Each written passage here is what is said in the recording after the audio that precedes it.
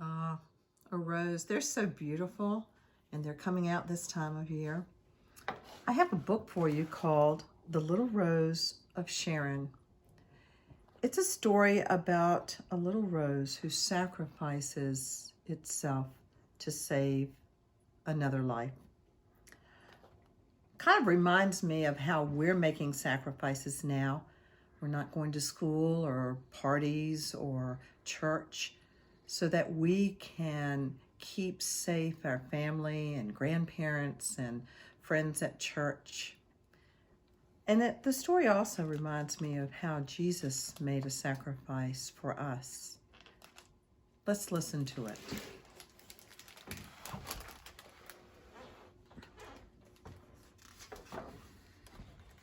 The Little Rose of Sharon by Nan Gurley and illustrated by Tim Jonk.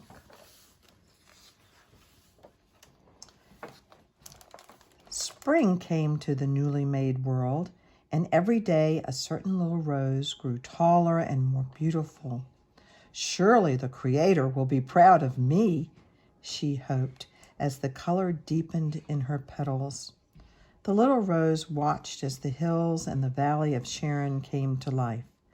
Daffodils grew on the hillside, and among the trees bloomed full and white, and the smell of myrtle blossoms filled the air. As the large green leaves on the fig tree above her danced gently in the breeze, the little rose looked up and saw a dove sitting on a nest made of twigs and grass, and inside the nest was a tiny white egg. While the mother dove flew over the hillside looking for seeds and nuts, the father dove sat on the egg and made a soft, cooing sound. Someday, very soon, thought the little rose, the baby dove will hatch out of its egg. Early one morning, as the sun peeked over the eastern sky, the little rose saw the Creator. He was walking through the cool grass, looking at all his trees and flowers. Sometimes he would stop for a moment and listen to a bird's song, or sit in the shade of an olive tree and watch the sheep grazing on the distant hills. The little rose stood straight and tall and opened her petals as far as she could. She hoped the Creator would notice her as he walked by. Soon he came walking toward her. Surely the Creator will be pleased with my beautiful petals, she thought happily. Then the Creator stood before her. For a long time he looked down at her deep red petals and smiled. Before he turned to go, he bent down and breathed her sweet smell. The little rose felt her heart would burst with joy. He noticed me, she thought, and he smiled at me. Truly, he must think I am beautiful. Later that evening, as she drifted off to sleep, the little rose was still remembering the smile of the Creator. During that night, a storm rolled in from the Mediterranean Sea. The wind howled through the trees, and the rain beat down on the shrubs and flowers. The little rose bent and swayed in the storm. She was frightened of losing her petals. As the rain beat against her, she held on to her petals with all her strength. Oh, she's holding on. Finally, the storm ended. When morning light filled the sky, the little rose was proud to see that none of her petals had fallen to the ground. But when she looked down, she saw a white shape on the ground below her. It was the tiny dove's egg, nestled deeply in the grass. It must have fallen out of the nest during the storm, she thought. Surely the mother and father dove will find it. She wished she could call out to them and tell them where the egg was lying, but she could only watch as the doves flew back and forth, looking for the egg and making sad, mournful sounds. All day the doves searched for the tiny egg, but they never saw it in the grass beneath the rose. When the sky began to darken, the doves flew back to the branches of the fig tree. If the egg is not kept warm, the baby dove inside it will die, thought the little rose as the cool evening breezes began to blow. She was sad to think that the baby dove might never break out of its shell and learn how to fly. If I could only keep it warm. As the moon slowly rose in the sky, covering the earth with a silver light, the little rose thought of the only way she could keep the egg warm through the chilly night.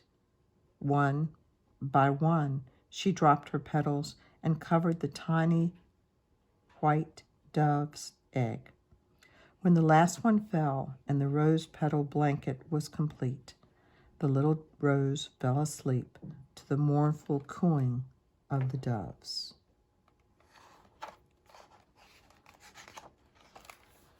She's lost her beauty now, but doing something so much more important. Early the next morning, the little rose was awakened by tiny chirping sounds. What could it be, she wondered, and she noticed the smallest movement underneath the fallen petals. Suddenly, a tiny dove's head poked out from beneath the rose petal blanket. The baby dove is alive, she thought with joy as the chirping grew louder. The mother and father heard the baby dove and flew down from the fig tree. The little rose watched as they lifted their baby from the rose petals and carried it back to their nest.